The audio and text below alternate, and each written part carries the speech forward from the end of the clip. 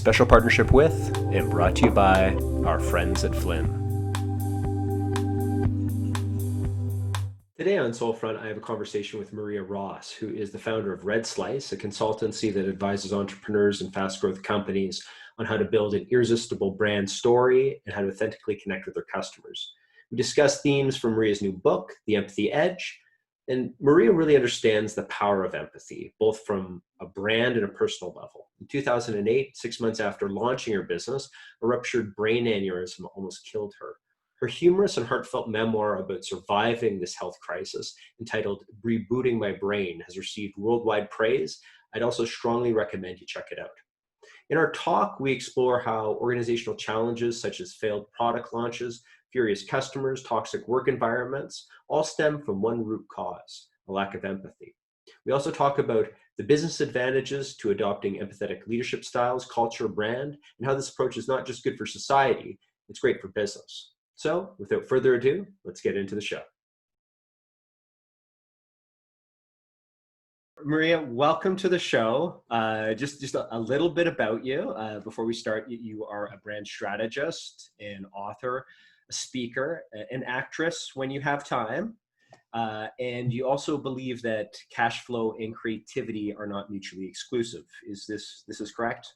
That is correct. And ever since the book, I've talked about cash flow, creativity, and compassion as well are not mutually exclusive. There's a lot of companies doing really well keeping all of those things in the same focus area. So they are not mutually exclusive. Not mutually. So today we want to explore themes of your book, The Empathy Edge, where you discuss many organizational challenges, such as failed product launches, furious customers, toxic work environments. And they all stem from this one cause, which is a lack of empathy. That you show business advantages to adopting an empathetic leadership style, culture, brand, and explain how this approach is not just good for society, but it's actually great for business. There's this quote you have with Henry Ford, and that's, if there's any one secret of success, it lies in the ability to get the other person's point of view and see things from that other person's angle as well as your own. Now, why do you see empathy as this linchpin for modern organizations? I think because I come at this as a brand strategist, and working with brands the last few years, part of my philosophy is that they can't just put this coat of brand paint on their business and expect people to believe. We're unfortunately seeing a lot of that with recent social events and everything, where they're sort of thinking like an email or a press release is going to do it. But really, good branding starts from the inside out. It starts from your leadership, the culture you create, the policies that you implement.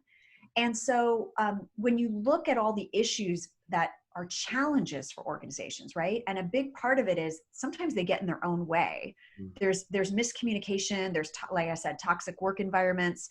There's leaders who are not very good leaders.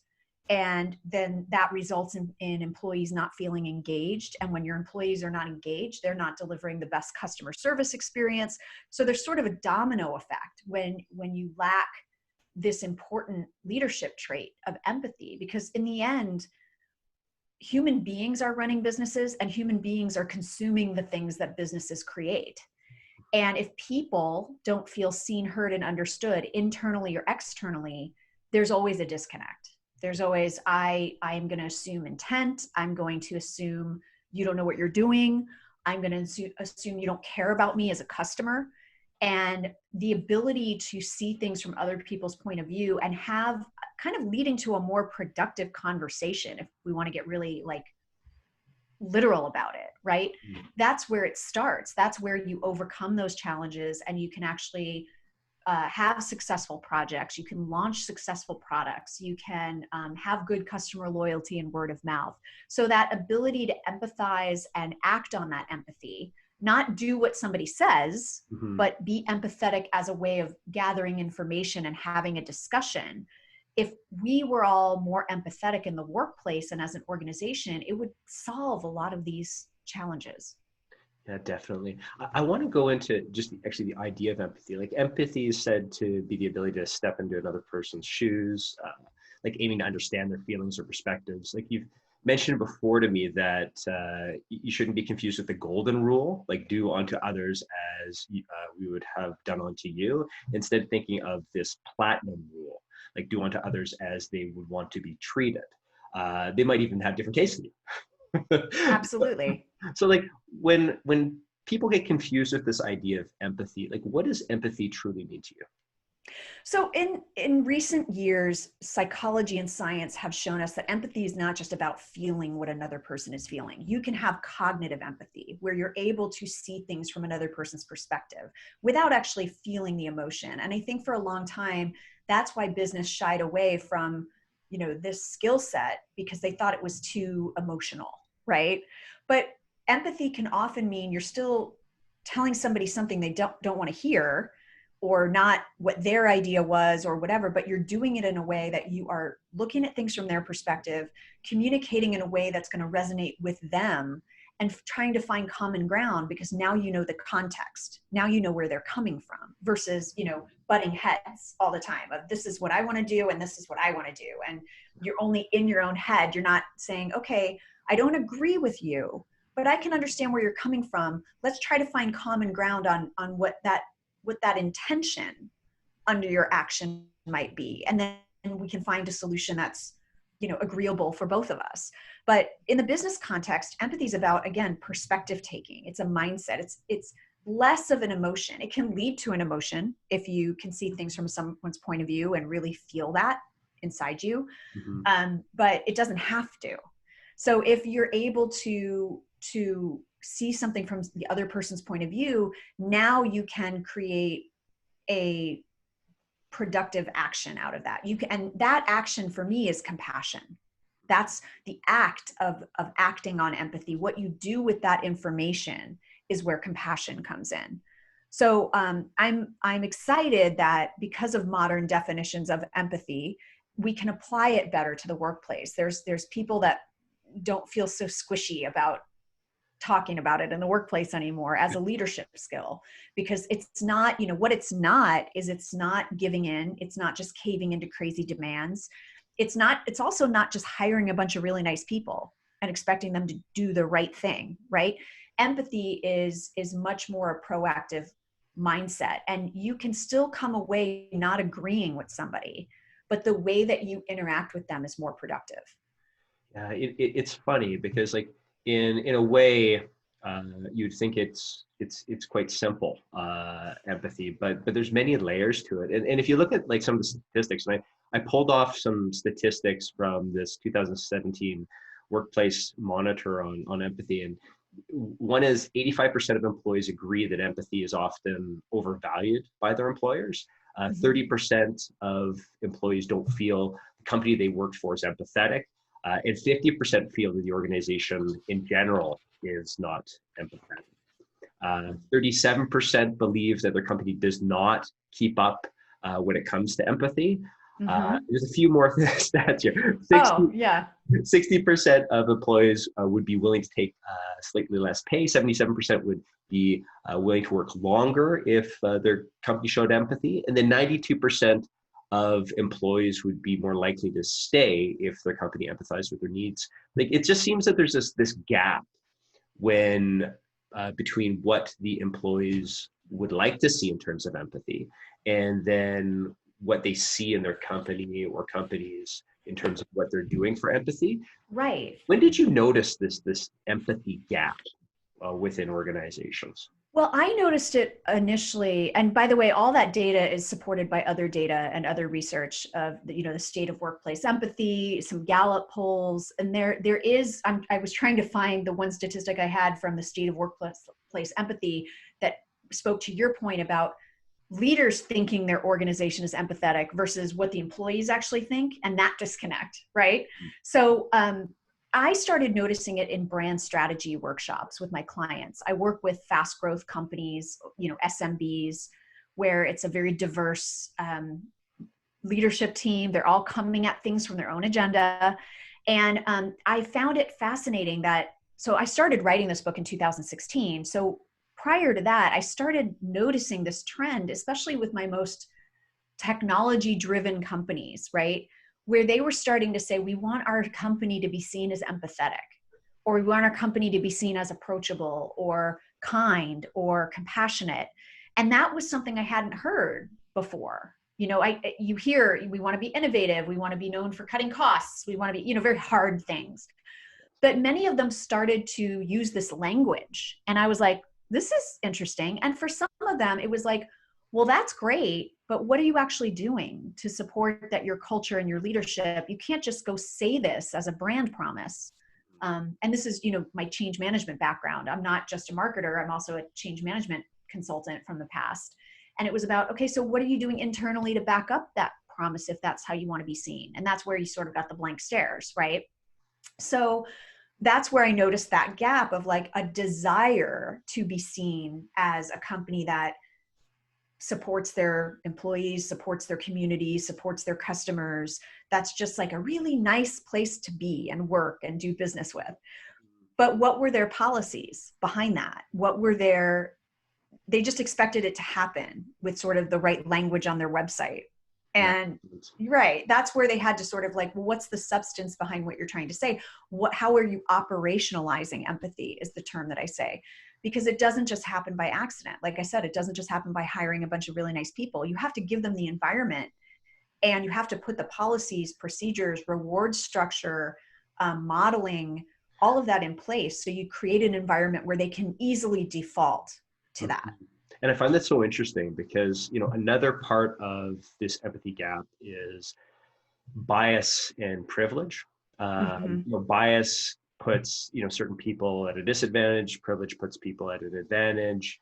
You know, if you look at privilege, you know, it could be special status, things like, you know, we didn't earn things ourselves, or we don't even realize that we benefit from certain things. Like I find questions right now that the workplace is starting to ask, like the new terminology, but different questions people are starting to ask is like, when was the last time we had to think about race and ethnicity, gender, religion, ability level, sexual orientation at work? Or how often are we in social settings where most people are a different identity than we are? Like, are we asking ourselves these questions? And, you know, how do you see like bias and privilege influencing empathy in the workplace right now? Because it's definitely, it's right in it's the narrative going on right now, big time. Totally. And I couldn't have predicted that, but, you know, people that have been fighting on the front lines for that will say this has been an issue for a really long time. It's just entering a different stage of consciousness for companies and for people. But here's my take on that. You can't stop diversity at representation. So you don't solve diversity for your organization by just hiring a bunch of people that don't look like you. Because if you don't, again, create the environment to help them thrive as who they are, to harness the benefit of their diverse perspective on the business and making business decisions, then all you've done is hire a bunch of people who don't agree with each other and don't understand each other. They're just all sitting around the table, not understanding each other. Empathy is the fuel, the grease that makes diversity work, that helps us examine bias, helps us examine privilege. If we are so defensive about our own point of view that we refuse to see that life is different for other people, that's the antithesis of empathy, right? Empathy requires, let me examine what life might be like for that person. Let me talk to them. Let me hear their story. Let me really let that sink in without any defenses up. I talked in the book about curiosity being one of the most important traits to be more empathetic. And it's true, because if you are curious about the other person and their experiences, now you, again, can find common ground. They will tell you if you will actually be curious and listen. So when it comes to bias and privilege, I think a lot of it is just that awakening to learn, listen, hear the stories right now, open your mind, lower your defenses. And then now we can figure out, okay, what can we do about it? What can we do not to accommodate, but to, again, harness that capacity that you have when you have all that diverse experience in the room. It's almost like wasted potential. It's being like, all this excitement is being covered up because we don't have the empathy to let the lid off and say, wow, if we were able to harness all of this difference, imagine what our company could do. Yeah, like another way to look at it, like in some ways, empathy is seen as this way to neutralize negativity. Like when we're frustrated, angry, dissatisfied with coworkers, or you know, our ability to temporarily like take that person's perspective can be Mm-hmm. seen as like a powerful tool. Mm-hmm. Like it can soften emotions, allow time for you to gather a positive response and clear Mm-hmm. the way for a different solution. Like, do you see empathy as almost like a powerful tool? Like, and if so, like, how do you get into that mindset? I totally do. And it's really funny because I have a 6-year-old and we work with a parent coach every now and then, and it's the same principles. It's all about empathy for where someone is so you can meet them where they are. Mhm. And it is kind of magical what happens when you empathize with somebody instead of escalate. It doesn't neutralize their experience or their opinion, but it gets the conversation to a place that can now be constructive versus everybody spinning out trying to be heard, right? If you actually can just acknowledge, like, I hear you, tell me more, that can even calm anger, calm unrest. And so I think in terms of using it as a tool, it's something we all need as not just leaders of organizations, but as human beings. We've got to strengthen that muscle. And the good news is it's innate to human beings. It's in our DNA. It's just what happens is many people lose that muscle, atrophies over time. And so if you can learn to flex that muscle, and it might feel unnatural for a while, it might feel forced, you might feel fake. If I sit down with you and go, okay, Scott, tell me more about why you're upset. It might feel unnatural for me to do that at first. But the more you do it, just like going to the gym and working out, the more that you do it, the more you get comfortable with it. And the more it starts to become part of your response and your standard operating Yeah. process. Well, there's always pushback like with these types of things too, and challenges when it comes to empathy at work. When you look at it, only half of employees rate their workplaces as empathetic, Mm-hmm. and people, some say that they have this idea of compassion fatigue, like feelings of anxiety, trauma, life Mm-hmm. demands, and some researchers have said like excessive empathy, meaning like the tendency to sacrifice your own needs rather than simply like feeling for people, can make it difficult on you. Like in this one study I read, they noted that failing to recognize the limits of empathy can in some cases impair your judgment, Mm-hmm. erode ethics. Like Mm-hmm. just being the devil's advocate, like you No, might yeah. say empathy is difficult to measure, Mm-hmm. and it also can be draining. Like so, like I'm just bringing this up because companies struggle with empathy, Yeah. and what are the limits? Right. Well, to your point, I think it's because people are defining empathy the wrong way. It doesn't have to be on taking someone's load or taking someone's burden or taking someone's feeling. Empathy fatigue is a real thing. And compassion fatigue is a real thing. And it's even, I forget what the term is I had in the book, but it's this idea of like, if there's so much that needs to be solved, we sort of like just paralyze and we don't think we can make a difference. And it sort of just overwhelms us. But again, if we go back to the definition of empathy as perspective taking, then you don't fatigue from that because you don't have to feel what the other person is feeling. You can at least seek to understand their point of view, their context, and where they're coming from for the purpose of finding a good solution. So it doesn't mean you're constantly giving of yourself, you're constantly feeling those emotions, you can take that perspective, if you have a very left brain way of thinking, as a mode of information gathering. And that's not going to fatigue you. That's actually going to move your conversations forward so you don't get fatigued with having frustrated conversations over and over again with people that you work with. So again, I actually, quoted some skeptics about empathy in the book too, because there is a point where, if you do have too much what they call affective empathy, which is the emotional empathy, a brain surgeon can't do their job. A firefighter can't save someone's life. They have to be clear-headed, but it doesn't mean they can't go, I understand where you're coming from, and I'm going to use that information to inform my actions from now on. If you look at yeah, because I mean it's nice to have that different thought process about it, because yes, a lot of times people think, well, I can't get into everybody's problems. I've got Right. problems. So being able to look at it as an information gathering kind of way, Mm-hmm. I love that. Like if Mm-hmm. you look at other practices for empathy, like Mm-hmm. there's a list of like, listening, acknowledging, relating, understanding, showing trust, appreciation. And sometimes I get a little bit, I don't know how to say it, but it's the idea of, there's so many buzzwords and Yeah. it's superficial, Mm-hmm. where when you try to, make change in an organization, if you want cultural norms, if you want Mm-hmm. best practices, like how do you make sure that they come off as things that people can actually take in and absorb, rather than to be like a veneer where people just have them up on the wall and it doesn't. Right, right. And I talked about this in the book about the empathy veneer, and that's where operationalizing empathy comes in. So I told the story at the beginning of the book of having an experience as a patient in a hospital in Seattle, and how that experience was a really good experience for being in the hospital because of all these different actions that were being taken around us, the way the doctors always used my name, the way they were always telling us what they were doing before they did it, the way the fact that there was no set visitors hours. Your visitors could come and go as you needed them, the fact that you got to choose your menu every day.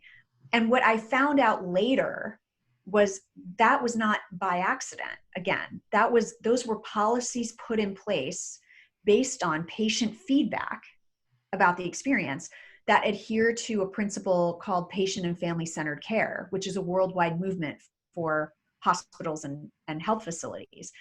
So they created an environment where it didn't rely on sort of the individual actions or the individual judgments of people. They just knew what was expected of them. It was policy.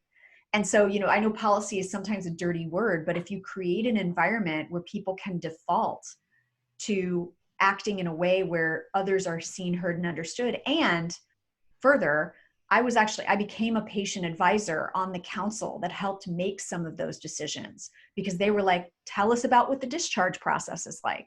Tell us about the problem you had with X or Y. And that then got turned into policies and processes within the organization. And that's how you avoid the veneer. That's how, the veneer is just the ad, the website page, the leader putting the poster on the wall that says we're a really empathetic organization. But what are the actions that you're doing, and how are you making it really easy for people within the organization to take those actions? That's really where you can get to, oh, this is real, this is substantive.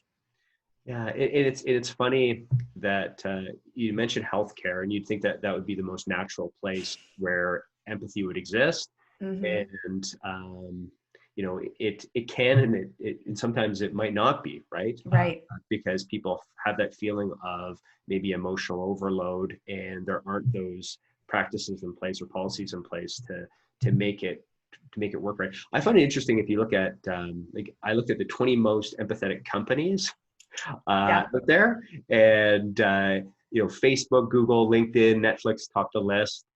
Interestingly, it wasn't until the fifth spot where outside companies outside tech like Unilever and Mm-hmm. Southwest Airlines came Mm-hmm. on. But these companies show that they demonstrate great results, high performance, Mm-hmm. and they were empathetic. Like, is there Mm-hmm. do you have a favorite example of an empathetic business or company that you wouldn't necessarily think of? Yeah, absolutely. I profiled them in the book, but REI, the sports cooperative, the sports equipment, the recreation cooperative, they are so grounded in creating a compassionate culture for their employees. And they're all, this is one of the markers of what you do to create an empathetic brand, is that everybody needs to be aligned on mission.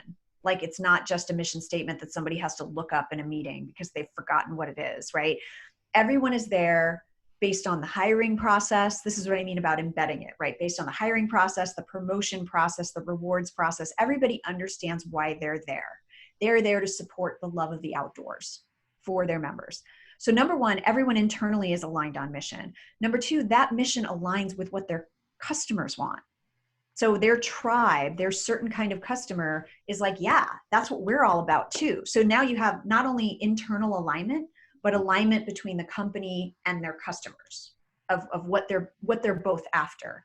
And that's why when they came out with their Black Friday campaign, where they closed on Black Friday a few years ago, I think they started it in 2015.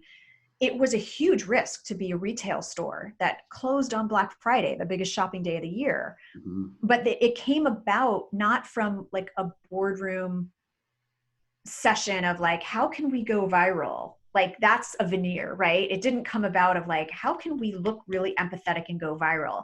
It came out of an employee meeting where they were talking about the relationship of the brand to the holidays and what the holidays meant to them, and how all the employees expressed frustration that like working on Black Friday is horrific. Like it's nothing but consumerism. It's like people waiting hours in line to get in the store. Like, you know, if we're all about love of the outdoors, what are we doing? And someone suggested, what if we could close on Black Friday?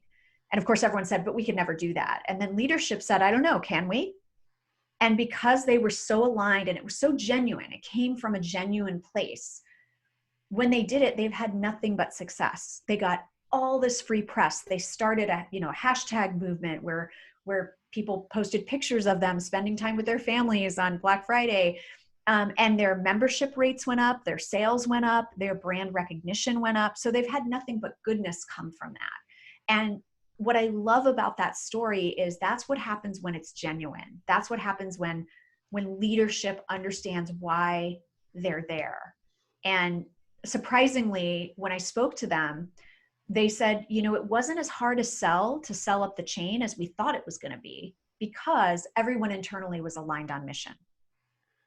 That's really, like, I'm wondering what that, the conversation might have started with I know. or line managers or wherever it was, but like Yeah. when it finally got to the top of the house, Mm-hmm. I'm just really wondering like what that conversation was. Me too. I'd love to have been a fly on the wall, but yeah, that was, the thing when I talked to the head of the EVP of customer care, customer experience, I can't remember what his title is, but that's why I was surprised that he said that. He said it wasn't that people didn't think it was risky, but it was sort of a lot easier than they thought it was going to be, because everyone's like, yeah, of course.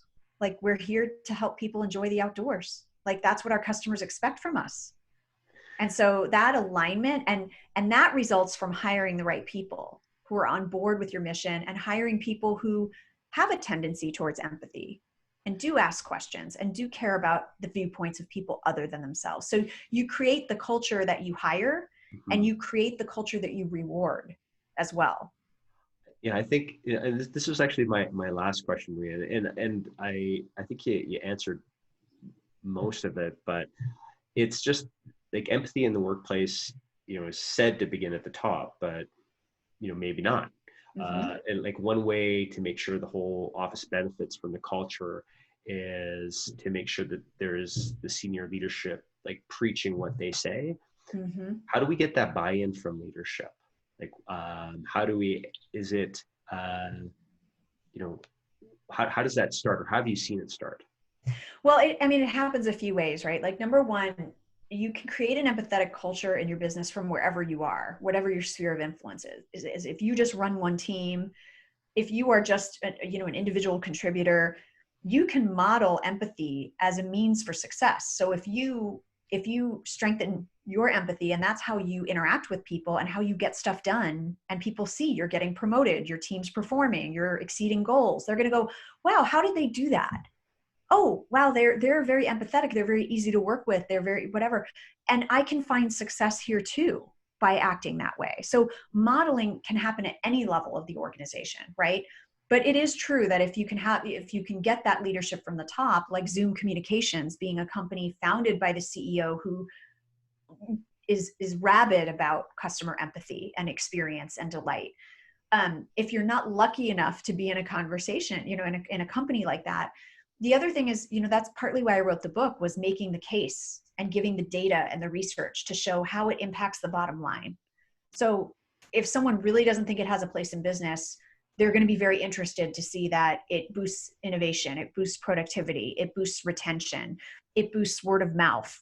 It can, in some cases, boost stock price. So sometimes you do have to speak to selfish motives and use your empathy to meet that leader where they are, to think, what do they actually care about?